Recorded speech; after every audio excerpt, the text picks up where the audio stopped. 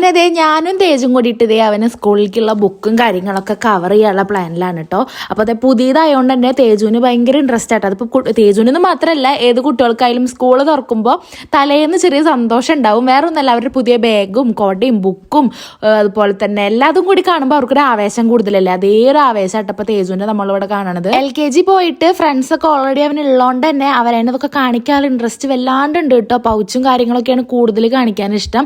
അപ്പോൾ അതേ ബുക്ക് പൊതിയാൻ ഞങ്ങൾ ഇരുന്നു കേട്ടോ. അപ്പോൾ എനിക്ക് നല്ല ഓർമ്മ ഉണ്ട് ഇപ്പോഴും ബുക്ക് പൊതിയാൻ. കാരണം ആദ്യമൊക്കെ ചെറുപ്പത്തിലൊക്കെ നമുക്ക് അമ്മമാർ തന്നെയാലോ ബുക്ക് പൊതിഞ്ഞു തരും. പക്ഷേ ഏകദേശം ഒരു 3-ാം ക്ലാസ്, എൻ്റെ അറിവിലൊരു 4-ാം ക്ലാസ് തോന്നുന്നു, 3-ഓ 4-ഓ ആ ഒരു ടൈം തൊട്ടിട്ട് തന്നെ ഞാൻ ബുക്കൊക്കെ പൊതിഞ്ഞ് തുടങ്ങിയിട്ടുണ്ട് കേട്ടോ. എനിക്ക് ഭയങ്കര ഇഷ്ടമുള്ളൊരു കാര്യമാണ് ഈ ബുക്ക് പൊതിയുക എന്നുള്ളത് കേട്ടോ. ഏറ്റവും കൂടുതൽ ഇഷ്ടം എന്താണെന്നറിയോ, ഈ ബുക്കിൻ്റെ സ്മെല്ല് എനിക്ക് ഭയങ്കര ഇഷ്ടമാണ്. പുതിയ വല്ല ബുക്ക് ഇപ്പോൾ ടെക്സ്റ്റ് ബുക്കിനെയൊക്കെ ഇഷ്ടം എനിക്ക് നമ്മൾ നോട്ട് ബുക്ക് വാങ്ങില്ലേ, ആ നോട്ട് ബുക്കിൻ്റെ സ്മെല്ലൊന്ന് വേറെ കേട്ടോ.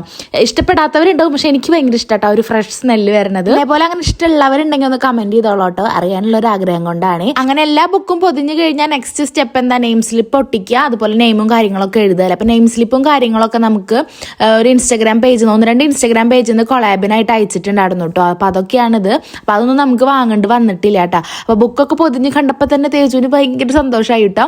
അങ്ങനെ അതേ ഞാൻ നെയിം സ്ലിപ്പൊക്കെ ഒട്ടിച്ചു, നെയിമൊക്കെ എഴുതി. ഇപ്രാവശ്യത്തെ തേജുവിന് ബുക്കിൻ്റെ എണ്ണമൊക്കെ കുറച്ചും കൂടി കൂടിയിട്ടുണ്ട് കേട്ടോ. കാരണം LKG അങ്ങോട്ട് UKG വന്നില്ല. അപ്പോൾ എനിക്ക് ഇങ്ങോട്ട് കയ്യിൽ ഒതുങ്ങണില്ല കേട്ടോ അവൻ്റെ ബുക്കുകളൊന്നും.